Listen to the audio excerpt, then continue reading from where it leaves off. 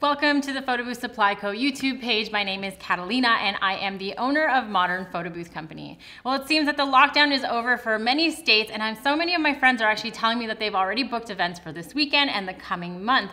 But this kind of puts us in an interesting situation as to how do we do events safely going forward. Obviously, events are a gathering of large groups of people, so we want to make sure that we are not helping with the contamination of the virus.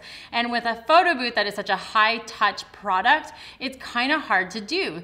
But I'm going to go through the 6 steps that we've identified that we're going to be doing going forward in order to help stop the spread. Number one is kind of a no-brainer, but it has to be said. We are going to be disinfecting our booths before and after events, as well as all of our cases. Now, in order to do this, we are going to be using rubbing alcohol, or in some cases, we have Lysol if you can actually get your hands on it. Please do make sure to research all of the cleaning products that you're using to make sure that they actually kill the COVID virus. Number 2 is we are going to be having dedicated attendants at all of our events. Now, we did have this before, but there was a bit of a difference. In the past, we were lenient with people touching the booth, and now it is no-go. It is only our attendants who are going to be touching the booth, and we're going to make sure to also provide them with hand sanitizer and disinfectant on site to make sure that they can keep the booth clean at all times and stop the spread from person to person.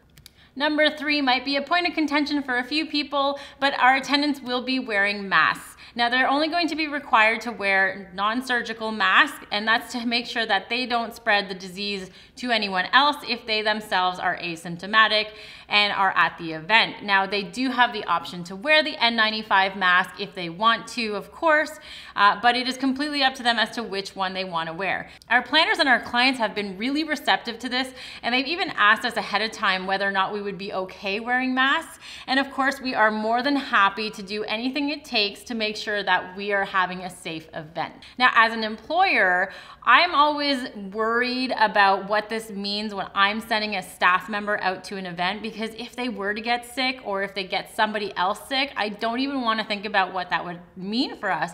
And in talking to our lawyer, they're also trying to figure that out. So right now, we're going to be as cautious as possible in making sure that when our staff are out at events, they are as safe as possible. Number 4 is a little bit sad, but we are getting rid of physical props.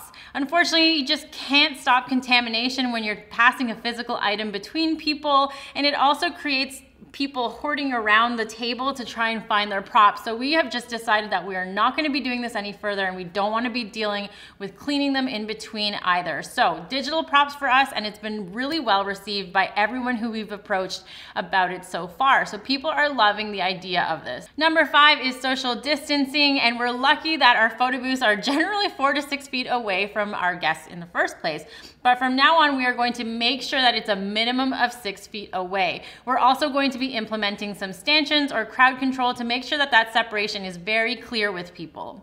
Now, it's really important that you communicate this to any of your venue coordinators or planners to make sure that they give you sufficient space to have that 6-foot separation between your attendant and your guests. Number 6 is online sharing. We are no longer going to be allowing people to touch the photo booth to enter in their phone number or email, and instead we are going to be providing all of our events with a link prior to the event. What's great about Salsa app is that you can create your live gallery as however many days before the event that you want, and then send that link to the planner or to the bride or groom or whoever it is that you're in contact with, so that they can then give other people that link ahead of time and say, this is where your pictures are going to be. If you're wondering how you can communicate this to your planner and clients, we've created a little PDF that we can attach to an email. I'm going to go ahead and link that PDF for you guys down below in the comments. Make sure you go down to the comment section and click that link so that you can download your own copy. You can either use this as inspiration to create your own, or you can download it, slap your logo on it, and start sending it out to all of your clients. It's totally free for you to use, so please do make sure to download that. If you found this video to be helpful, I would really appreciate it if you could hit the subscribe button and maybe even give me a like. And as always, if you have anything you would like me to cover, please feel free to hit me up in the comments, and I will try to get to that video as soon as I can.